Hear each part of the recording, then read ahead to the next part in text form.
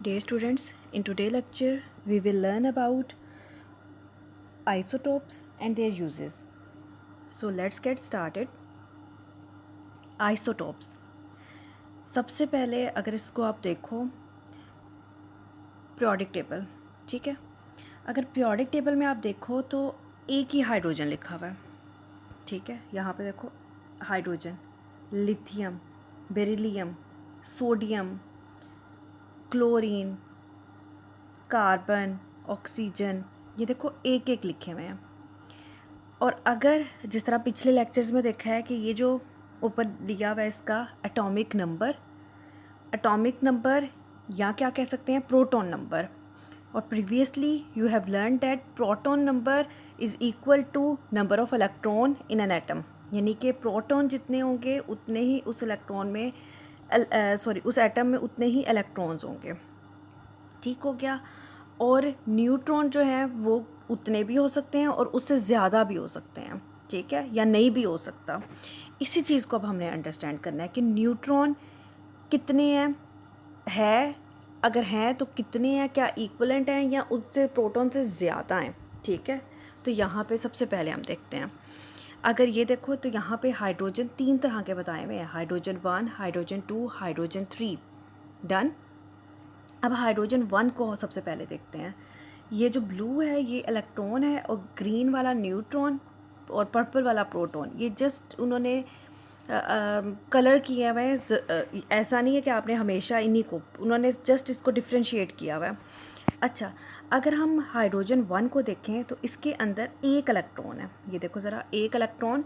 और प्रोटॉन भी कितना है, एक प्रोटॉन। इसका मतलब है कि इलेक्ट्रॉन इसमें हो गया एक और प्रोटॉन कितने हो गए इसके अंदर, एक। डन। नेक्स्ट में आते हैं हाइड्रोजन 2। हाइड्रोजन 2 के अंदर इलेक्ट्रॉन एक ही है, प्रोटॉन भी देखो एक ही है, लेकिन न्यूट्रॉन कितना है इसके अंदर, एक, ठीक हो गया। और आपने ये भी पढ़ा था कि मैस जो है वो किस पे डिपेंड करता है, यस, न्यूक्लियॉन पे। न्यूक्लियॉन क्या है, number of proton plus neutron, ठीक है। तो ये आपका यानी कि इन सब का एटॉमिक नंबर क्या होगा, atomic number is equal to proton number. Atomic number की पहले बात करते हैं तो तीनों का क्या है, प्रोटॉन नंबर एक ही है या एटॉमिक नंबर एक ही है। ये जो पर्पल वाला है, ये पर्पल वाले की वजह से एक। अब आपके पास आ जाता है कि अगर हम इसका देखें कि कितने इसमें आ रहे हैं न्यूट्रॉन्स, तो इसके अंदर न्यूट्रॉन कोई भी नहीं है। इसका मतलब है कि इसका मैस कितना हो जाएगा, मैस हो जाएगा पहले वाले का 1 ही, दूसरे वाले के अंदर देखो प्रोटॉन प्लस न्यूट्रॉन तो कितने हो जाएगा 2, और इसका वज़न कितना हो जाएगा 3। मैस, एटॉमिक मैस कितना हो जाएगा इसका 3। किस तरह से, 2 प्लस 1 तो कितना आ गया 3, ठीक है। इस लेक्चर को अंडरस्टैंड करने के लिए आपको पिछले दोनों लेक्चर अच्छे से लेने पड़ेंगे, ठीक है, कि एटॉमिक नंबर क्या है और मैस नंबर क्या है, नंबर ऑफ प्रोटॉन क्या है, ठीक है। उन सब चीज़ों को आपको दोबारा से रिकॉल करके फिर इस लेक्चर पे आना पड़ेगा। अच्छा, यहाँ तक हो गया हमारे पास।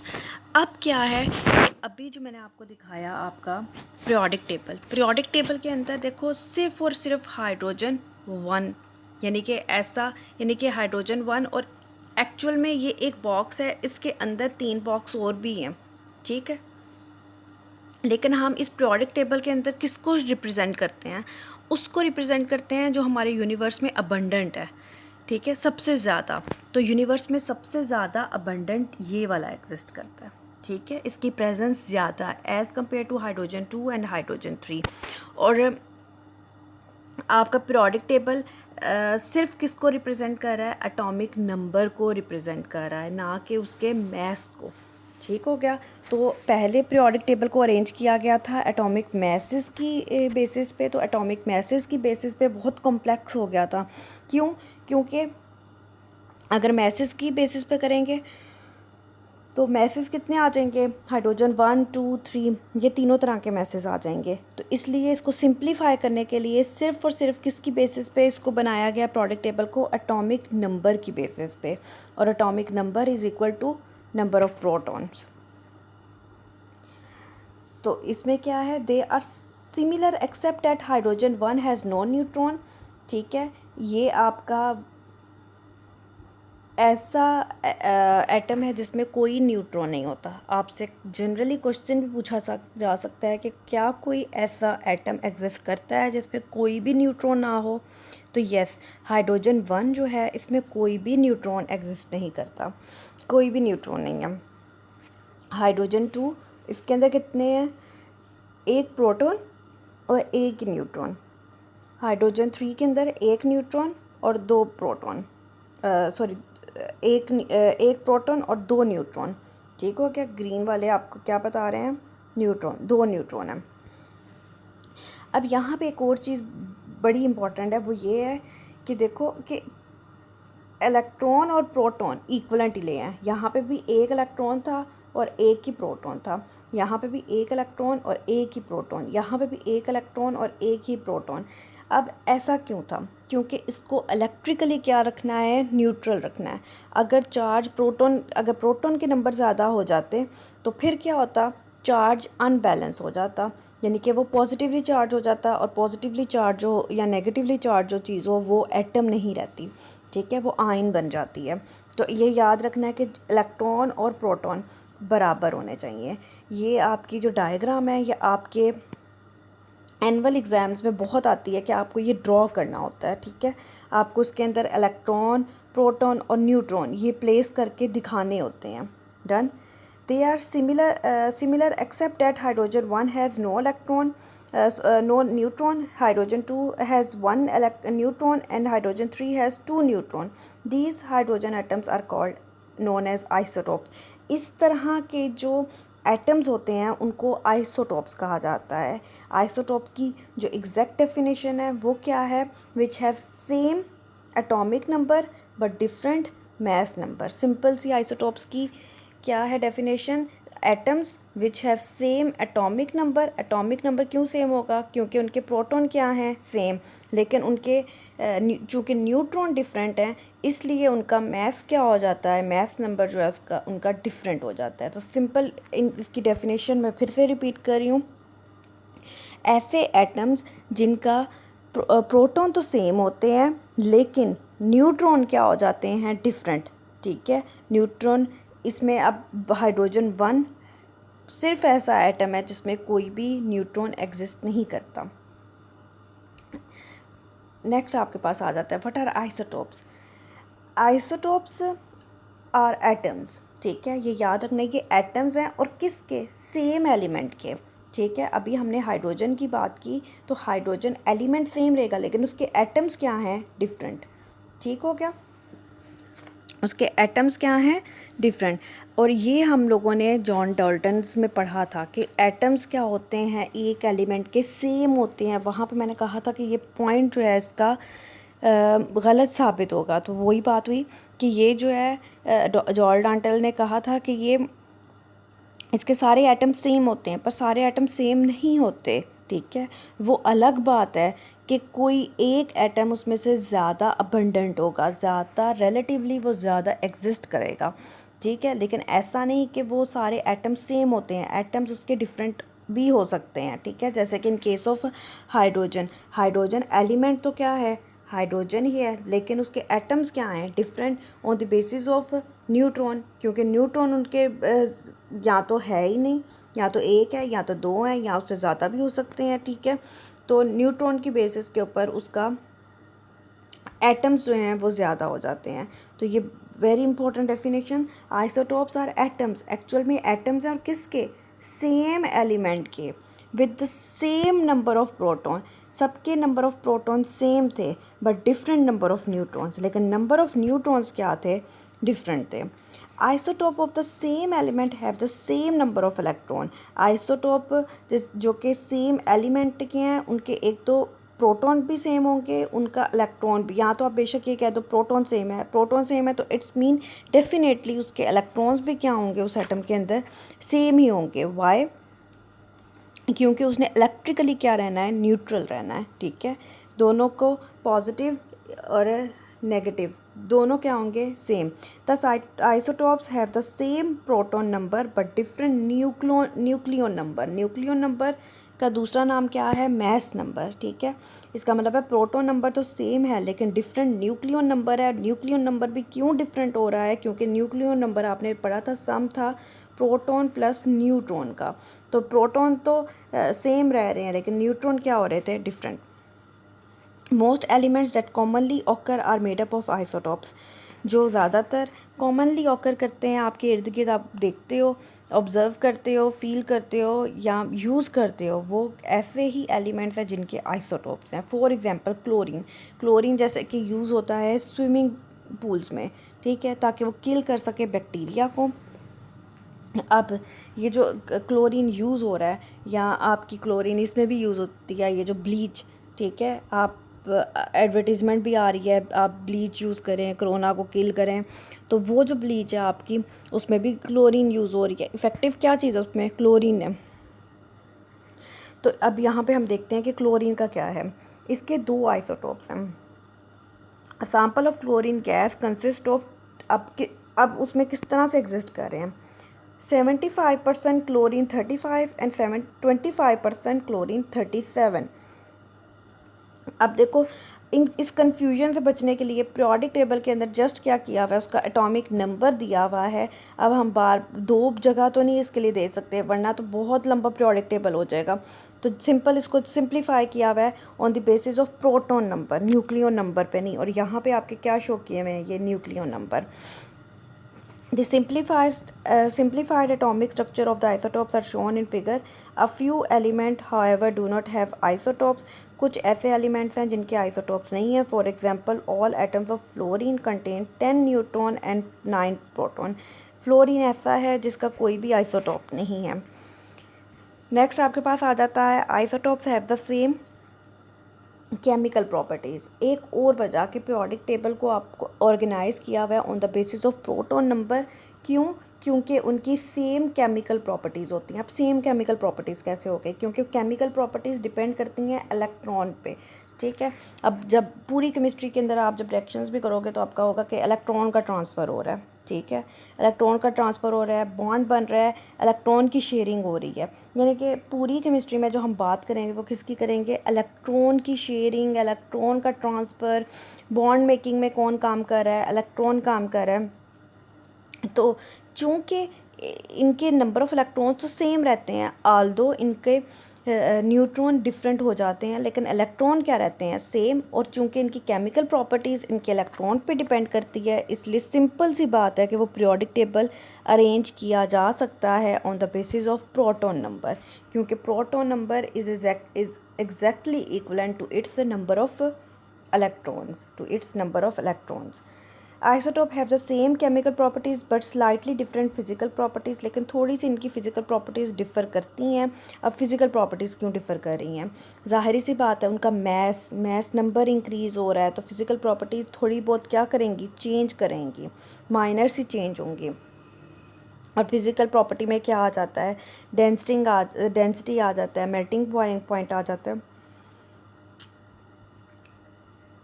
नेक्स्ट आपके पास आ जाता है the chemical properties of isotopes are similar because chemical reaction involve only the electron. Again point वही आ गया, केमिकल प्रॉपर्टीज़ आपकी किस पे डिपेंड कर रही हैं, इलेक्ट्रॉन के ऊपर, एंड नॉट ऑन प्रोटॉन, ना ही न्यूट्रॉन के ऊपर। द फिज़िकल प्रॉपर्टीज़ डिफ़र, इन सब एटम्स की फ़िज़िकल प्रॉपर्टीज़ डिफ़र करती हैं। Why, because the relative mass of the isotope, क्योंकि इनका रिलेटिव मैस, रिलेटिव में हमने देखा था, हम कंपेयर किसके साथ कर रहे थे, कार्बन 12 के साथ कंपेयर कर रहे थे, ठीक है। तो आपका ये जो है वो डिफ़र कर जाता है। For example hydrogen has slightly higher boiling point and density than hydrogen 1। Hydrogen 2 जाहिर बात है उसका जब रिलेटिव मैस ज़्यादा है तो उसका बॉइलिंग पॉइंट डिफ़र और डेंसिटी भी डिफ़र करेगा हाइड्रोजन 1 से। So this is the simplest. इसमें क्या पढ़ा, आइसोटोप्स के बारे में पढ़ा। आइसोटोप्स ऐसे एटम्स होते हैं जिनका आइसोटोप्स क्या होते हैं, एटम जिनका सेम क्या है, ऑफ सेम एलिमेंट, ये याद रखना है, सेम एलिमेंट के सेम उनका नंबर ऑफ़ प्रोटॉन है लेकिन नंबर ऑफ़ न्यूट्रॉन उनके डिफ़र कर जाते हैं। एग्जांपल में हमने क्या देख ली, क्लोरीन को भी देख लिया, हाइड्रोजन को भी देख लिया, फ्लोरीन का हम लोगों ने पढ़ा है कि इसके अंदर इसका कोई आइसोटोप नहीं है, ठीक है, इसके डिफरेंट वर्जन्स नहीं हैं। फिर हमने पढ़ा कि केमिकल प्रॉपर्टीज़ किस पे डिपेंड करती हैं, इलेक्ट्रॉन्स के ऊपर, और नंबर ऑफ़ इलेक्ट्रॉन्स आइसोटोप्स के अंदर सेम होते हैं। Done. Uses of isotopes that emit high energy radiation are called radio isotopes. जो ऐसे आइसोटोप जो कि हाई एनर्जी रेडिएशन ट्रांसमिट करते हैं, निकालते हैं, उनको क्या कहा जाता है, radio isotope. They are classified as radioactive substances, इनको रेडियो एक्टिव सब्सटेंसेस कहा जाता है। Radiation emitted by isotope is dangerous because it can damage living cells and cause cancer, ठीक है। इनके साथ अगर एक्सपोजर रहे तो इससे क्या होता है, डैमेज हो जाते हैं सेल्स भी, और ये कॉज करते हैं cancer. However radio isotopes can have important application and can be safely used if they are handled properly। इसमें से एक उन्होंने हम शेयर करते हैं, और ये क्या है आपके पास, प्लूटोनियम 238। ये एक रेडियो एक्टिव आइसोटोप है। इसको देखो ये कितना ब्राइट शो हुआ है। इसकी ब्राइटनेस की वजह ही क्या है कि ये रेडिएशन इमिट कर रहा है। अच्छा, इस रेडिएशन को सक्सेसफुली यूज़ किया जाता है अगर इसको हैंडल किया जाए प्रॉपरली। हार्ट पेस मेकर में, हार्ट पेस मेकर क्या है, ये इम्प्लांट किया जाता है पेशेंट में विथ हार्ट प्रॉब्लम्स, जिनमें दिल के मर्ज़ हों, उनमें ये पेस मेकर रखा जाता है to regulate their heart beat, ताकि उनकी दिल की जो हार्ट बीट है उसको क्या करें, ठीक से चलाया जा सके। Pacemakers are powered by lithium batteries now a day. In the past they were powered by the isotope plutonium 238, ठीक है। अब 238 को रिप्लेस कर दिया गया है लिथियम बैटरीज के साथ। पहले क्या यूज़ किया जाता था, प्लूटोनियम 238। अब आपको क्या करना है, आपको ये करना है कि कॉमन से यूजेस आपने आइसोटोप्स के निकालने हैं। मैं आपको हिंट दे रही हूँ पर काम आपने करना है। कार्बन के आइसोटोप्स क्या हैं, कार्बन 12, 13, 14, ठीक है। कार्बन 12, 13, 14, ठीक है, 13, 14, इनके यूजेस क्या हैं। फॉर एग्ज़ाम्पल कार्बन 14 जो है ये यूज़ होता है डेटिंग में। डेटिंग का क्या मतलब है कि अब जिस तरह के कहा जाता है कि कोई प्लांट है, ये बहुत इतना अर्सा पहले एग्जिस्ट करता था, ठीक है, मतलब आपने ये देखना है। तो वो कैसे पता चलेगा, क्योंकि हमारे अंदर कार्बन है। तो कार्बन अब अभी हमने पढ़ा कि ज़रूरी नहीं सारी की सारी कार्बन 12 ही होगी, कहीं ना कहीं कार्बन 14 भी होगी। तो कार्बन 14 जो है वो बताएगी, क्योंकि उसको हम डिटेक्ट कर सकते हैं इजीली। तो वो क्योंकि वो रेडियो एक्टिव है, रेडिएशन एमिट कर रही है, ठीक है। तो ज़ाहिर बात है उससे हमें पता चलेगा ये कितना लाइफ हो चुकी हुई है इसको। जैसे कि अगर कोई डेड बॉडी निकाली जाए कोई भी, तो उसकी हड्डियों में कार्बन है, ठीक है। तो उसमें ज़ाहिर बात है आल्दो सारी की सारी कार्बन 12 ज़्यादा एक्सेसिव अमाउंट में है, लेकिन कार्बन 14 भी एग्जिस्ट करती है। वहाँ से क्या पता चलेगा ये कितने साल पुरानी डेड बॉडी है, ठीक है, इसके बारे में पता चल सकता है। तो ये जो डेटिंग का फिनोमिना है ये पता चलता है कार्बन 14 से। इसी तरह गॉइटर हो जाता है, ठीक है। गॉइटर की डायग्नोसिस में क्या यूज़ किया जाता है, आयोडीन, ठीक है। तो आयोडीन को यूज़ करके उसको देखा जा सकता है। इसी तरह कैंसर, स्किन कैंसर्स हैं, दूसरे कैंसर्स हैं, इनमें ट्रीटमेंट में यूज़ होते हैं आइसोटोप्स।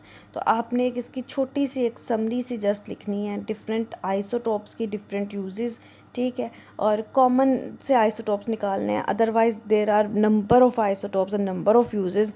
आपने जस्ट अपने आप को सिंप्लीफाइड रखना है। कार्बन 14 का बताया मैंने, गॉइटर का बताया मैंने, और स्किन कैंसर का बताया। ये सिंपल, ठीक है, 3-4 यूजेस जस्ट आपने करने हैं, ठीक हो गया, नॉट मोर देन इट। और दूसरे नंबर पे इम्पॉर्टेंट क्या चीज़ है कि आपको पता होना चाहिए कि अगर आपको आइसोटोप्स ड्रॉ करने पड़ जाएं, ठीक है, अगर आपको आइसोटोप ड्रॉ करना पड़ जाए, लेट्स ड्रॉ क्लोरीन 35। क्लोरीन 35 को हमने ड्रॉ करना है। ये रहा क्लोरीन 35। क्लोरीन 35 को हम ड्रॉ करते हैं। तो क्लोरीन 35 आपने ड्रॉ करना है तो सबसे पहले आपने पीरियोडिक टेबल में जाना है। पीरियोडिक टेबल में जाके आपने क्लोरीन का एटॉमिक नंबर देखना है कि इसका एटॉमिक नंबर क्या है। ओके, एटॉमिक नंबर अगर आप अपने पीरियोडिक टेबल में जाके देखो तो पीरियोडिक टेबल में इसका एटॉमिक नंबर आएगा 17। इसका मतलब क्या हो गया? 17 का मतलब हो गया कि इसका प्रोटॉन इसके अंदर कितने हैं? 17। तो इसमें न्यूट्रॉन कितने होंगे? इसमें न्यूट्रॉन कितने होंगे? सिंपल सी बात है, 35 में से अगर आप माइनस कर दो 17 को तो आपके पास क्या आ जाएगा? 35 माइनस 17, तो आपके पास 18 आ जाएंगे। ठीक है, तो 18 इसमें आपके पास आ जाएंगे न्यूट्रॉन। सिंपल। तो ये अब आपने ड्रॉ करना है इसको। आपको पता है न्यूक्लियस के अंदर दोनों चीज़ें एग्जिस्ट करती हैं। तो न्यूक्लियस के अंदर इसमें आपने बता देना है प्रोटॉन के इसमें कितने हैं? 17, और न्यूट्रॉन इसमें कितने हैं? 18। ठीक है, न्यूक्लियस के अंदर ड्रॉ करना है। अब एक और कर लेते हैं। अब इसी के साथ था क्लोरीन 37, क्लोरीन 37। अब अगेन आपने इसको करने से पहले सबसे पहले क्या करना है? क्लोरीन 37, सबसे पहले क्लोरीन का एटॉमिक नंबर देखना है या प्रोटॉन नंबर, एक ही बात है, जो कि आ गया 17। अब आपको पता है कि इसके प्रोटॉन इसके अंदर कितने हैं? 17। अब आपने इसके क्या निकालने हैं? न्यूट्रॉन। तो 35 माइनस 17 कितने आ जाएंगे? Yes, it will be 20। तो 20 आपके ये आ गए। तो ये आपके न्यूक्लियस के अंदर एग्जिस्ट करते हैं। डन। तो ये आपको डायग्राम बनानी आनी चाहिए। ठीक है, अब मैं आपको दे रही हूँ ब्रोमीन। ठीक है, आपने ब्रोमीन के लिए करना है। पहले आपने देखने हैं ब्रोमीन के कितने आइसोटोप्स हैं। हिंट मैं दे रही हूँ, ब्रोमीन के 2 आइसोटोप्स हैं। ठीक हो गया, 2 आइसोटोप्स हैं और इन दोनों के आपने देखना है मैस नंबर क्या है और इनको आपने ड्रॉ करना है। एटॉमिक नंबर, मैस नंबर देख के आपने इनको ड्रॉ करना है। सिंपल आपने ड्रॉ करना है। ठीक हो गया? That's all for today.